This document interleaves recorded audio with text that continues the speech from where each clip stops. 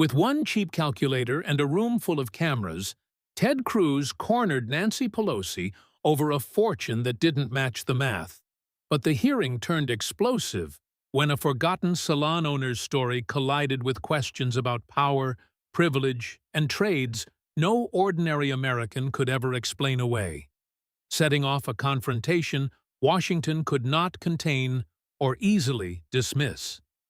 With one cheap calculator resting on the polished wood of a Senate hearing table and millions of Americans watching in real time, a single question about Nancy Pelosi's fortune, a struggling salon owner named Maria Santos, and the uncomfortable arithmetic of power was about to collide in a way that Washington had quietly avoided for nearly 4 decades.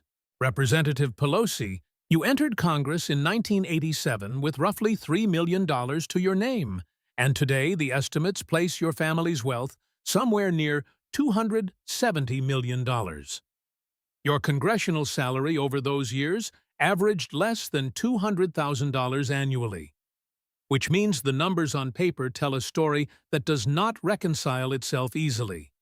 And every American who can read a balance sheet understands instinctively that the arithmetic does not resolve itself cleanly. The silence that followed the question did not begin with shouting or outrage. It began with the sound of breathing in a room where hundreds of people suddenly realized that a simple equation had just been placed on the table in front of them. And no one in Washington enjoys being forced to look at an equation whose answer might damage the credibility of the entire institution. That moment did not occur in isolation. It unfolded inside a hearing room in the United States Senate Judiciary Committee on a gray Wednesday morning in March, a room whose polished walls had hosted decades of political combat, confirmation battles, legal arguments, and investigations that shaped the modern American state. At 9:28 a.m., House Representative Nancy Pelosi entered that room the same way she had entered thousands of rooms over the course of a political career that stretched across nearly 4 decades. She walked in with the quiet composure of someone who had long ago stopped noticing the tension in rooms where cameras were waiting and opponents were sharpening their questions. Her posture carried the confidence of a woman who had survived presidential administrations, ideological wars within her own party, government shutdowns, impeachment battles, and legislative fights worth trillions of dollars. Nancy Pelosi had stared down presidents and negotiated with political enemies who believed they could intimidate her. And over the years, she had built a reputation in Washington as someone who understood power with clinical precision. She wore a cream blazer layered over a dark blouse, and the small pearl earrings she chose that morning were understated in a way that communicated both wealth and discipline. Nothing about her appearance suggested improvisation, because Pelosi approached public moments the way experienced political operators approach chess. Every movement was deliberate.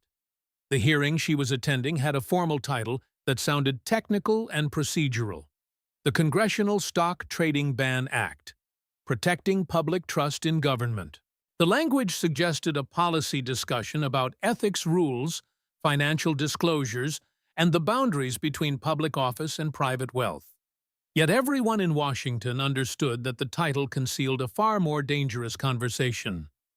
For more than a decade, lawmakers from both parties had introduced bills aimed at restricting members of Congress and their spouses from trading individual stocks while they held public office. Each proposal had arrived with the same promise: restore trust, eliminate conflicts of interest, reassure voters that legislators were not quietly profiting from the laws they wrote. Each proposal had also died. The reasons for those deaths were rarely discussed openly, but the reality inside Congress was well known among staffers, lobbyists, and reporters who spent enough time walking the corridors of the Capitol. Any reform that threatened the financial privileges of lawmakers tended to encounter invisible resistance long before it reached the floor for a vote. Nancy Pelosi had spent years at the center of that system. As Speaker of the House, she possessed a power that few Americans fully understood. The Speaker did not merely vote on legislation.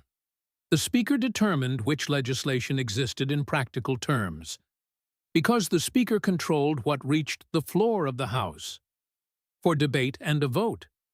If a bill never reached the floor, it never became law.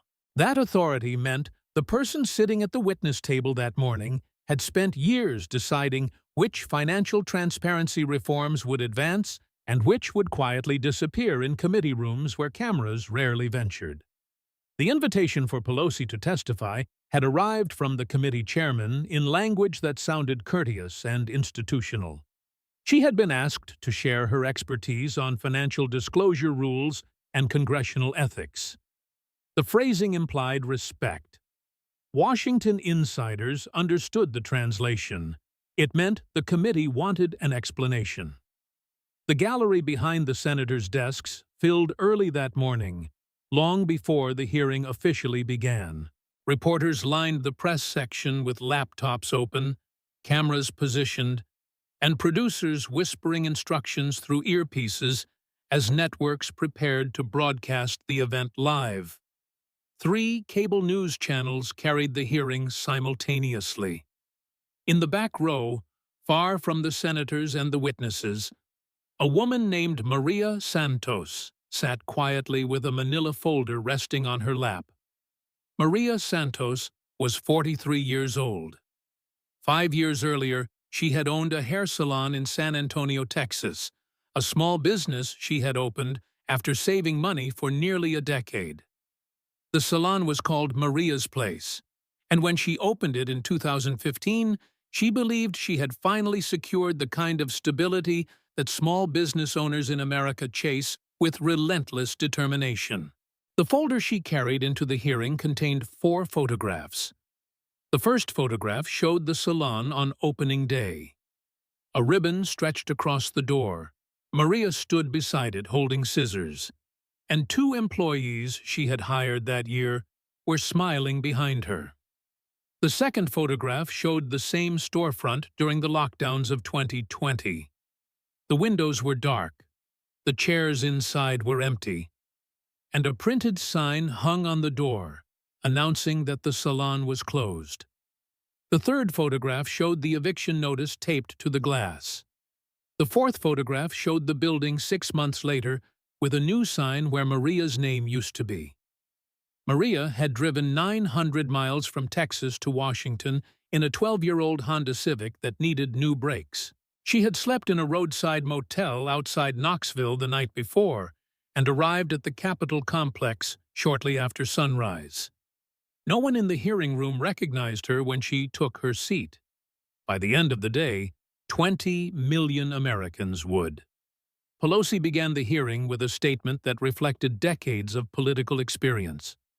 Her voice moved with controlled rhythm, each sentence measured, each phrase crafted to signal respect for the institution while subtly redirecting attention away from the questions she knew were coming. She praised the committee for examining issues of public trust. She reaffirmed her commitment to transparency and accountability. She reminded the room that throughout her career she had complied with every disclosure rule required by law. Then she pivoted. The pivot was immediate and unmistakable, the kind of rhetorical maneuver Pelosi had used for years when confronted with hostile questioning. She directed her attention toward Senator Ted Cruz. Pelosi noted that Cruz's wife worked as a managing director at Goldman Sachs, one of the largest investment banks on Wall Street. If the senator wished to discuss the intersection between finance and government, she suggested, perhaps the conversation could begin closer to home. The remark produced laughter on the left side of the gallery. Pelosi continued. She reminded the room that Senator Cruz had left Texas during a devastating winter storm years earlier and traveled to Cancun while millions of his constituents were struggling through freezing conditions. If the senator intended to lecture anyone about public accountability, she said, that episode deserved remembering. More laughter followed. Pelosi then mentioned a loan Cruz had received during his Senate campaign from Goldman Sachs, a loan that had required later clarification on financial disclosure filings. The exchange had the energy of a political ambush. For a moment, the room looked less like a hearing about congressional stock trading and more like a debate stage where experienced politicians traded attacks designed for the evening news. Some reporters in the press section began typing quickly, already anticipating the narrative forming around the confrontation. Pelosi appeared completely comfortable. Across the dais, Ted Cruz watched her without interrupting. Cruz was 55 years old, a graduate of Princeton and Harvard Law School, and one of the most combative cross-examiners in the Senate. During his career, he had argued cases before the Supreme Court and built a reputation for questioning witnesses with the precision of a courtroom prosecutor. He smiled slightly when Pelosi finished speaking. Then he reached into his jacket pocket and removed something that no one in the room expected to see in a Senate hearing. It was a small plastic calculator, not an expensive device, not a prop from a television studio, a cheap solar-powered calculator that looked as if it had been purchased at a dollar store. Cruz placed it on the table in front of him with the screen facing the cameras. He explained calmly that he did not usually bring props to hearings, but the conversation they were about to have was fundamentally a math problem, and he wanted to make sure everyone could follow the arithmetic. The cameras zoomed closer. Cruz began entering numbers into the calculator. Representative Pelosi, he said, entered Congress in 1987 with an estimated net worth of about $3 million. Over the following decades, public financial disclosures showed her family's wealth increasing dramatically. By 2004, after 17 years in public office, estimates placed the number around 40 million. By 2010, it had grown well into the hundreds of millions. And by March of 2026, according to several financial tracking platforms, the number stood near $270 million. Cruz tapped the calculator again. He reminded the room that the salary for a member of Congress averaged roughly $174,000 per year, rising slightly for leadership positions. If one generously averaged the number at $200,000 annually for nearly 4 decades of public service, the total salary paid to Pelosi by American taxpayers would amount to about $7,600,000. Cruz paused. Then he looked up. The difference between $7 million in salary and $270 million in wealth, he said quietly, was approximately $260 million. He set the calculator down, and the room went silent. The sound of the calculator clicking against the polished surface of the hearing table carried farther than anyone expected, because in a room filled with microphones, the smallest movement becomes amplified, and that quiet plastic tap seemed to echo in a way that made the arithmetic feel less like a political accusation and more like a demonstration unfolding in front of a national audience. Cruz leaned back slightly in his chair as if giving the numbers room to breathe. And for several seconds, no one spoke. Because the uncomfortable truth about numbers in politics is that numbers do not respond to rhetoric the way arguments do. And when a calculation lands in public view, it forces everyone in the room to decide whether they are going to confront the result or attempt to change the subject. He did not change the subject. Representative Pelosi, Cruz continued, the American people are told that your husband is a venture capitalist who built his wealth independently, and perhaps that is true. Perhaps he is extraordinarily skilled in the markets. Perhaps he has instincts that allow him to see opportunities before anyone else on Wall Street notices them. But the financial platforms that track congressional trading show something unusual. And the reason I brought this calculator is because the pattern does not look like ordinary success. Cruz lifted a printed sheet from the stack in front of him and glanced down at it briefly before returning his attention to the witness table.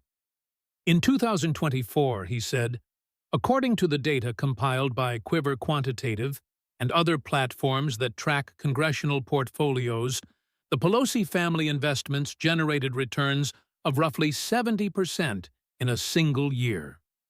He paused long enough for the figure to settle in the room. The S&P 500, he continued, the benchmark used to measure the performance of the broader American stock market, returned about 24% during the same period. That means your portfolio did not merely outperform the market, it nearly tripled it. The comparison carried weight because in financial circles beating the market consistently is considered one of the most difficult feats in investing, something that hedge funds with teams of analysts struggle to accomplish over long periods of time. Cruz set the sheet down and looked toward the committee members seated beside him. Warren Buffett, he said, a man widely considered the greatest investor of the 20th century, averaged returns of roughly 20% annually during his career. Ray Dalio, George Soros, and the most sophisticated funds on Wall Street employ enormous research teams and advanced modeling systems designed to detect patterns in markets. Yet the performance numbers associated with the Pelosi family trades suggested something even more remarkable. If the publicly available data were accurate, Paul Pelosi had beaten nearly all of them. Cruz turned back toward Pelosi. There are only two possibilities that explain that kind of performance, he said calmly. Either your husband is the single most gifted investor in modern financial history, or there is information involved in these trades that ordinary investors do not have. The gallery behind the senators remained unusually quiet. Most congressional hearings eventually dissolve into overlapping questions, staff whispering to one another, and the low murmur of people moving in their seats. This hearing had not yet reached that stage. The numbers had pinned the room in place. Pelosi leaned forward slightly toward the microphone, and when she spoke, her voice retained the same composure she had displayed during her opening remarks. Senator Cruz, she said, my husband has been a successful investor for more than 50 years, long before I ever entered public life. She explained that Paul Pelosi built his career in the San Francisco technology sector during a period when the region produced some of the most profitable companies in modern American history. Silicon Valley, she noted, had created enormous wealth for many early investors who recognized the potential of technology firms before the rest of the world fully understood their impact. Our family's financial growth reflects that history, she said, along with decades of careful investment. To suggest that his success is somehow connected to my position in Congress is inaccurate and unfair. The response sounded polished because Pelosi had delivered versions of it before. Every time questions surfaced about the performance of the family portfolio, the explanation returned to the same central argument. Paul Pelosi operated independently, and Nancy Pelosi did not participate in his financial decisions. Cruz listened without interrupting. When she finished, he nodded once as though acknowledging the explanation.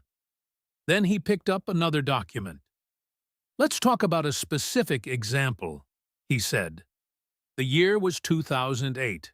Visa, one of the largest payment networks in the world, was preparing for an initial public offering that financial analysts predicted would become one of the biggest IPOs in American history.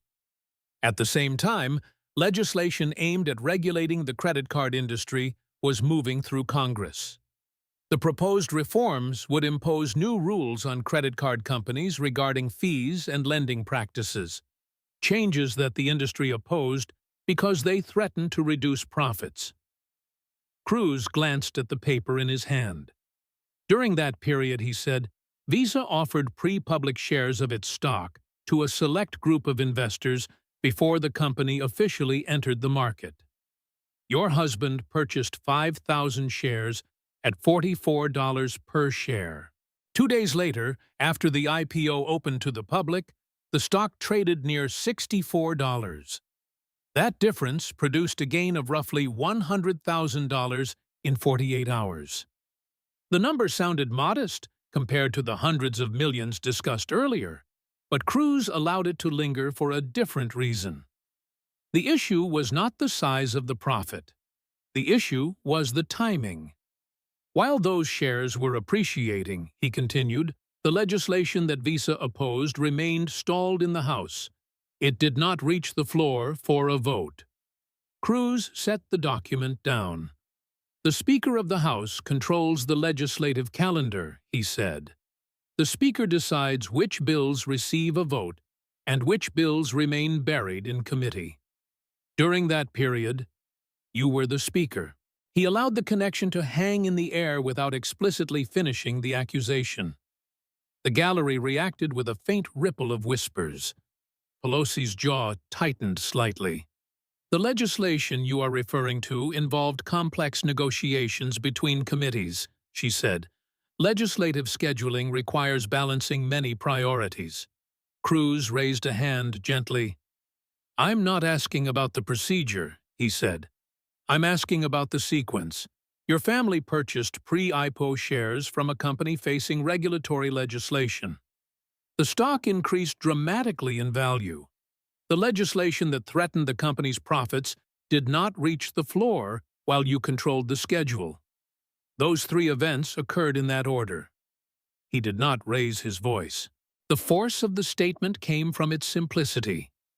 Pelosi did not immediately respond. Cruz shifted his attention to another page in the stack. Let's move forward to 2002, he said. The United States Congress was debating a massive legislative package known as the CHIPS and Science Act. The bill allocated approximately $280 billion in federal funding to support the semiconductor industry, an effort designed to strengthen domestic chip manufacturing and reduce reliance on foreign supply chains. Semiconductor companies stood to benefit enormously from the subsidies. Cruz gestured toward a large poster board that a staff member had quietly positioned beside him earlier in the hearing. The board displayed a timeline printed in bold black lettering. On June 17, 2022, while the bill was still being debated, your husband exercised options to purchase 25,000 shares of NVIDIA. The value of that transaction was roughly $5 million. NVIDIA, he noted, was one of the most prominent semiconductor companies in the world. If Congress approved the CHIPS Act, firms like NVIDIA would benefit from a surge in government investment. The next date on the timeline appeared below the first. In July of that same year, Cruz continued, you traveled to Taiwan. Taiwan was not an ordinary destination for American political visits. It was the global center of semiconductor manufacturing. During that trip, Pelosi met with Taiwanese officials and technology executives while publicly promoting cooperation in chip production. Cruz pointed to the final entry on the timeline. On July 27th, shortly after journalists began reporting on the NVIDIA purchase, Paul Pelosi sold the shares. The sale produced a loss of approximately $340,000. Your spokesperson said the transaction occurred to avoid the appearance of impropriety. Cruz stepped away from the easel. The implication hung in the room like a suspended verdict. If those shares had remained in the portfolio, he said, their value today would exceed $16 million. In other words, the only reason the trade did not produce a massive profit was because someone noticed it. He turned back toward the witness table. The investment was not reversed because the opportunity disappeared. It was reversed because public attention arrived. Pelosi's voice sharpened slightly when she responded, millions of Americans own NVIDIA stock, she said. The suggestion that my husband's investments are somehow unique is misleading. Members of both parties trade stocks. She looked directly at Cruz. If this committee truly believes congressional trading is a problem, she said, then it should acknowledge that Republicans have also engaged in it. Cruz folded his hands on the desk. "You're right about that," he said. "Members of both parties have traded stocks. The difference," he continued, "is scale. A backbench legislator purchasing $10,000 of shares does not control the legislative calendar. The Speaker of the House controls the legislative calendar, and the Speaker of the House had a spouse making multi-million-dollar investments in industries directly affected by legislation moving through Congress. The distinction," he said quietly, "matters." The room remained still. Outside the hearing chamber, reporters were already pushing the early clips across social media platforms, and the phrase that would soon dominate the day had begun circulating in political circles. "The math doesn't work." The phrase did not appear dramatic when Cruz first said it, because he delivered it in the same measured tone he had used throughout the hearing. But inside the chamber, the words settled with the weight of something far heavier than a casual observation. And for a moment, the room carried the strange stillness that arrives when a line sounds simple enough for anyone to repeat, and yet dangerous enough that no one wants to be the first person to repeat it aloud. Pelosi leaned slightly toward the microphone again, the movement controlled and deliberate, the posture of a veteran political operator who understood that conceding momentum in a hearing was often more damaging than answering any particular accusation. Her expression remained composed, the same expression she had carried through decades of legislative battles where opponents attempted to reduce complicated policy debates into sound bites designed for evening news broadcasts. "Senator Cruz," she said, "the suggestion that my husband's private investments somehow constitute evidence of misconduct ignores the reality that members of Congress are bound by disclosure rules that apply equally to both parties. If those rules are insufficient, then Congress as an institution should debate strengthening them." She paused briefly, letting the next part of the response land with the edge she intended. "But it is disingenuous to pretend that this issue applies only to me or to members of my party. Several Republican members of Congress have also traded semiconductor stocks during the debate over the CHIPS Act. Senator Tuberville's transactions raised questions. Representative Marjorie Taylor Greene's trades were publicly reported. Numerous members from both sides of the aisle participate in the market, while legislation affecting those markets moves through Congress." She turned slightly toward the cameras positioned along the wall, a gesture that suggested she was addressing viewers outside the room as much as the senators seated in front of her. "If this committee is serious about reform," she said, "then it should acknowledge that the problem is systemic, rather than attempting to turn one hearing into a political spectacle." The gallery murmured softly, and several reporters typed quickly, recognizing the familiar strategy of reframing the issue from a personal accusation into a broader institutional debate. Pelosi had used that technique for years, and it often succeeded because it shifted attention away from specific cases and toward abstract questions about legislative process. Cruz did not interrupt while she spoke. When she finished, he nodded once in a manner that appeared almost conciliatory. "You're correct that this issue extends beyond a single member of Congress," he said. The acknowledgement surprised several observers in the press section because the rhythm of most congressional hearings involves escalating confrontation rather than moments of agreement.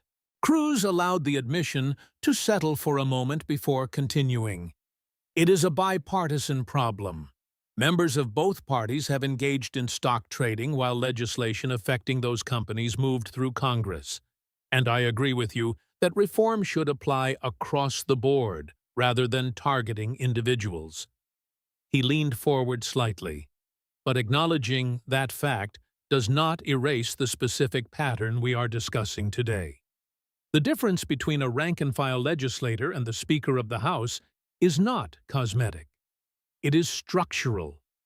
The Speaker decides what legislation reaches the floor, when it reaches the floor, and under what conditions it receives a vote.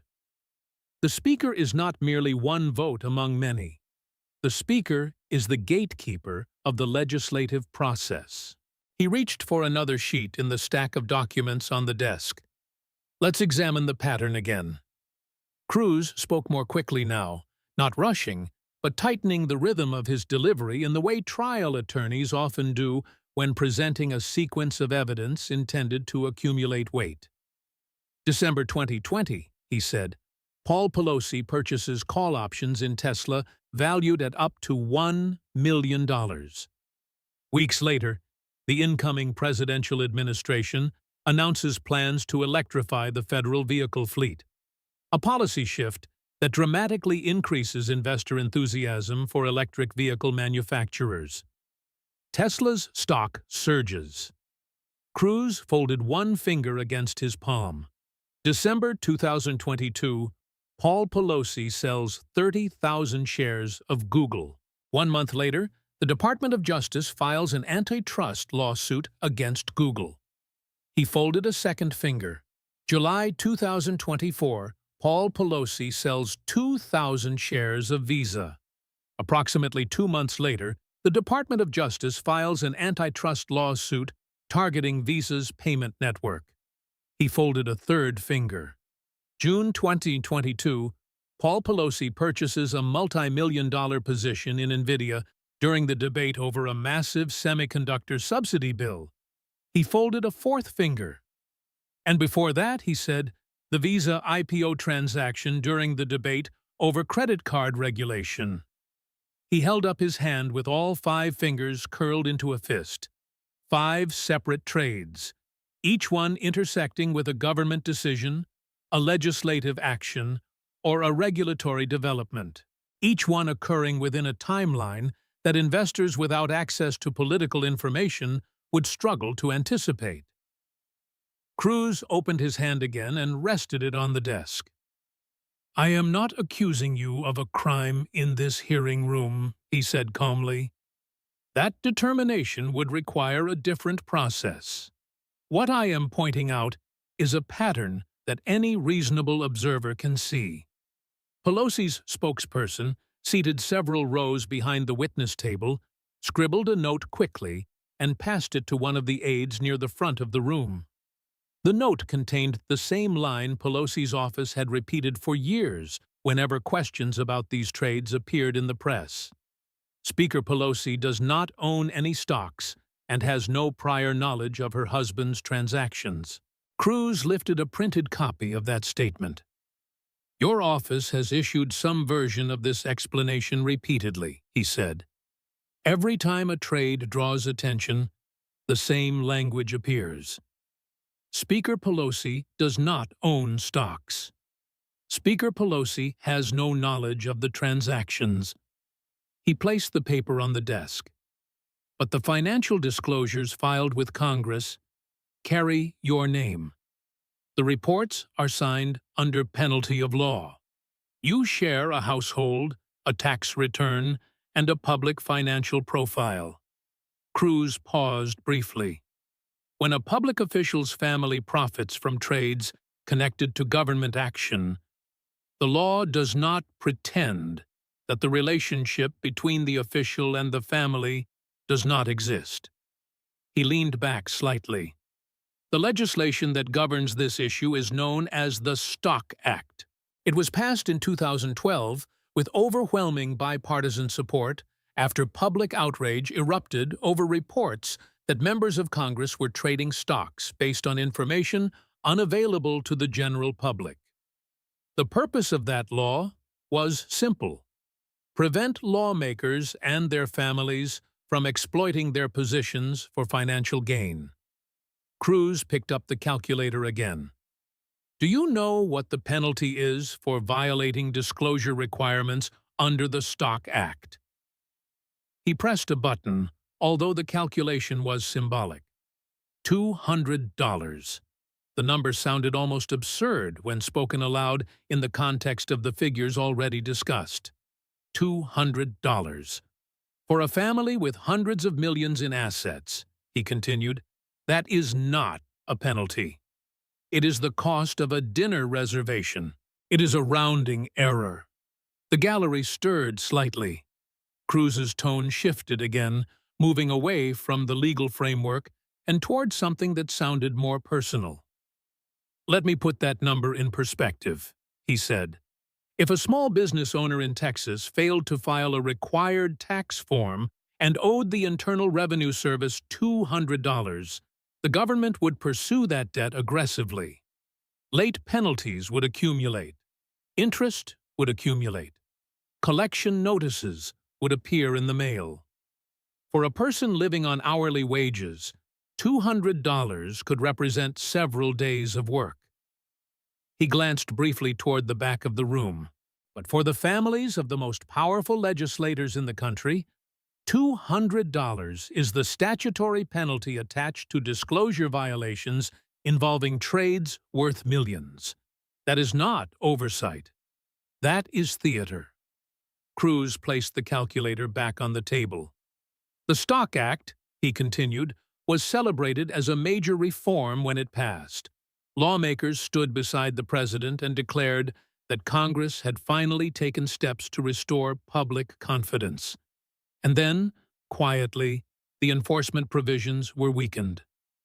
Transparency requirements affecting senior staff were removed. The changes passed unanimously with almost no public discussion. No televised debate, no press conference. The reforms faded before most Americans even realized they had been altered." Cruz looked again toward the gallery. "The system," he said, "remained intact." The room grew quiet again. Outside the chamber, social media clips from the hearing were beginning to circulate rapidly. Viewers watching from living rooms and offices across the country were sharing the same line that had started to echo through political commentary that afternoon. "The math doesn't work." Inside the hearing room, Cruz paused, as if preparing to pivot. Then he did something unexpected. Instead of presenting another financial document or legislative timeline, he shifted the focus of the conversation entirely. He stopped talking about stock trades. He started talking about 2020. In March of that year, he said slowly, the COVID-19 pandemic reached the United States. Within weeks, state and local governments across the country ordered businesses to close. Restaurants closed. Gyms closed. Movie theaters closed. Hair salons closed. The orders were framed as emergency measures intended to slow the spread of a virus that had already begun overwhelming hospitals in several cities. Millions of Americans complied with those orders because they believed the instructions came from leaders who expected everyone to follow the same rules. Cruz's voice softened slightly. In San Francisco, he said, hair salons remained closed for months. Owners who had spent years building their businesses were told they could not open their doors. Many of those businesses never recovered. He paused, and then he mentioned a name that almost no one in the room had heard before that morning. Maria Santos. The name did not register immediately for most of the people in the chamber, because Maria Santos was not a political figure, not a lobbyist, not a donor, not a journalist, whose presence in a hearing room might normally draw attention from cameras scanning the gallery. She was simply a woman sitting quietly in the back row holding a folder. Cruz turned slightly in his chair and gestured toward the gallery. "Maria Santos is here today," he said, "and she traveled nearly 900 miles to sit in this room and listen to a conversation about rules that she followed and rules that she believes were not followed by the people who wrote them." The cameras moved instinctively toward the back of the chamber. Maria looked up as the attention settled on her, surprised but not panicked, because she had spent enough time that morning sitting quietly with the folder on her lap to understand that her presence might eventually become part of the hearing. Cruz continued. Maria Santos owned a hair salon in San Antonio called Maria's Place. She opened that salon in 2015 with money saved from years of working long hours in other people's businesses. She took out a loan, signed a lease, bought chairs, mirrors, dryers, and the equipment necessary to build a small business from nothing. For several years, the salon survived.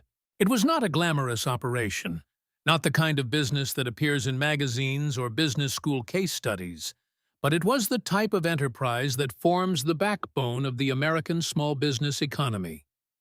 4 chairs, 2 employees, a steady stream of customers. Then, March 2020 arrived.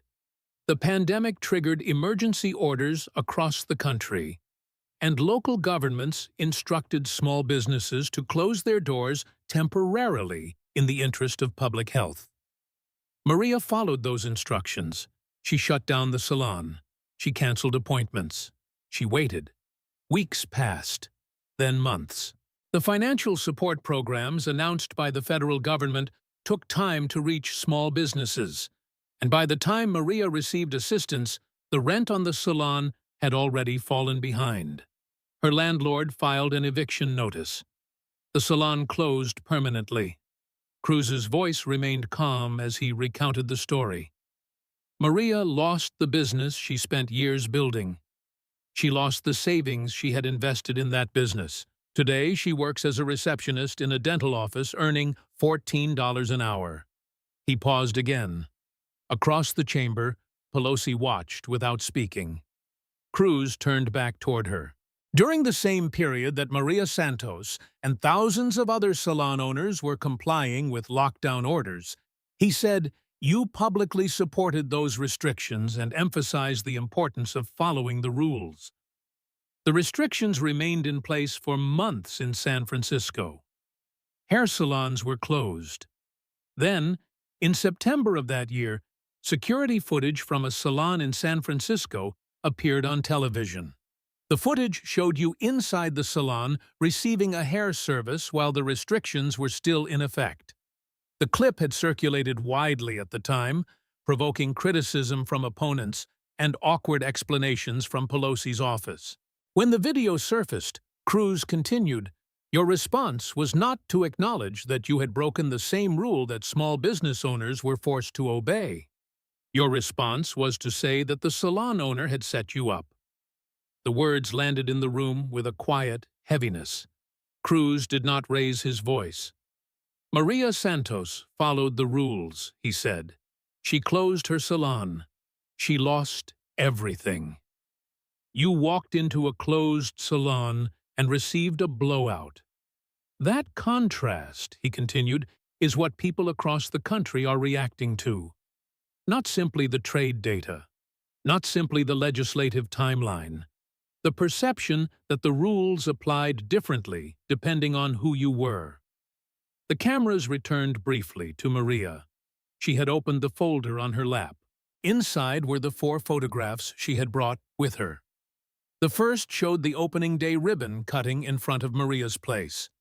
The second showed the darkened storefront during the lockdown. The third showed the eviction notice. The fourth showed the building months later, with another business operating where her salon once stood. Maria did not hold the photographs up for the cameras. She simply looked at them quietly. Cruz faced the committee again. "This is why the question of congressional stock trading matters," he said, "because it is part of a larger story about public trust. In 2021, you were asked whether members of Congress should be prohibited from trading individual stocks. Your answer was that the United States is a free market economy, and that lawmakers should be able to participate in that economy. Several bipartisan proposals were introduced in response to public concern. Bills to ban stock trading by members of Congress and their spouses. Bills with support from Democrats and Republicans. Bills that polling suggested more than 80% of Americans supported. Cruz rested both hands on the table. You were the Speaker of the House. You controlled which bills reached the floor. None of those proposals received a vote." The observation did not sound like an accusation. It sounded like a conclusion. A Democratic member of your own caucus publicly said that efforts to bring the issue forward were delayed repeatedly through procedural maneuvers. The description she used was blunt. Lucy pulling the football. The gallery reacted with another ripple of whispers. Outside the hearing room, the broadcast of the exchange had already reached millions of viewers. Clips of the calculator demonstration were circulating online, and within minutes, the phrase that Cruz had repeated earlier in the hearing began appearing across social media platforms. The math doesn't work. Inside the chamber, the hearing had now stretched beyond 90 minutes. The atmosphere felt different from the beginning. Earlier exchanges had the sharp rhythm of political theater. Now the tone resembled something quieter and heavier. Cruz adjusted his glasses before speaking again. "Representative Pelosi," he said, "I want to say something before I conclude." His voice lost the prosecutorial edge that had dominated the earlier questioning. "I do not believe you are a villain. You have spent decades in public service. You have passed legislation that changed the structure of the American healthcare system. You have navigated some of the most difficult political crises in modern congressional history. Your career is not defined by a single hearing." The room listened carefully because the shift in tone felt unexpected. "But I believe that spending nearly 40 years in Washington changes the way a person sees the country. It changes the way a person thinks about the rules that govern the system." Cruz glanced down briefly at the desk. "My father came to the United States from Cuba in 1957. He arrived with a small amount of money and no connections. He worked washing dishes in restaurants and eventually built a small business. He believed deeply in the promise that if you worked hard and obeyed the rules, the system would treat you fairly." Cruz looked back toward the witness table. "When someone like my father sees a public official enter Congress with a few $1 million and leave with hundreds of millions, he does not need to analyze financial disclosures or legislative calendars. He performs a simple calculation in his head. And if that calculation does not make sense, the conclusion he reaches is not complicated. He concludes that the rules must operate differently for the people who write them." Cruz paused. "When a small business owner closes her salon because the government says it is necessary, and that same government official appears on camera receiving the service she was told she could not provide, the message becomes even clearer. Two sets of rules. That is the damage. Not the number. Not the portfolio. The damage occurs when people stop believing that the game is fair." He leaned back slightly. When people stop believing the system is fair, they stop trusting the institutions that depend on that belief. And when trust disappears, the system itself begins to fracture. Cruz placed his glasses back on. "I yield back." The hearing room remained silent for several seconds. Pelosi gathered the papers in front of her slowly, aligning the edges with the precision of someone accustomed to maintaining composure in public moments. She stood from the witness table. "I reject the premise of this hearing," she said quietly. Then she turned and walked toward the exit. She did not look at Cruz. She did not look at the cameras. She did not look at Maria Santos sitting in the back row. The door closed behind her. Maria remained seated for another minute. Then she placed the photographs back inside the folder and stood. She had driven 900 miles to watch a hearing about a system she believed had failed her. She did not know whether anything would change. She did not know whether the legislation discussed in the room would ever pass. But she knew that millions of Americans had just seen her photograph on television. She walked slowly out of the chamber. Within minutes, clips from the hearing were spreading across the internet at a pace that political strategists in Washington struggled to keep up with. A young man in Austin recorded a short video explaining the calculator demonstration. Millions watched it. Memes appeared comparing Maria's ribbon-cutting photograph with the salon security footage. New applications began appearing online, promising to track every stock trade made by members of Congress. Within days, several senators from both parties introduced a new proposal to prohibit congressional stock trading entirely. The phrase repeated across headlines and commentary sounded deceptively simple. The math doesn't work. Late that evening, Cruz walked back to his office through the underground corridors of the Capitol. He placed the calculator on his desk. The small plastic device looked almost absurd sitting among stacks of legal papers and briefing documents, but he understood why it had captured attention. Because it reduced a complicated political controversy to something anyone could understand. Arithmetic. Across the city, Pelosi sat quietly in the back seat of a car moving through Washington traffic. Her phone displayed dozens of missed calls and messages from staff and reporters. She did not look at it immediately. Outside the windows, the Capitol dome glowed under the evening lights. Pelosi had spent nearly 4 decades operating inside that building. She understood better than almost anyone how narratives in Washington rise and fade. But she also knew that certain phrases linger longer than others. Earlier in her career, she had said something during a press conference about stock trading. 9 words: "We are a free market economy. They should be able to participate in that." That sentence would now follow her. Far from Washington, Maria Santos drove south through the dark highway toward Texas in a car that rattled slightly when she pressed the brakes. The folder containing the photographs rested on the passenger seat beside her. She did not know what the future would bring, but she understood the question that had been hanging over the hearing from the beginning. If the math doesn't work, who is paying the difference?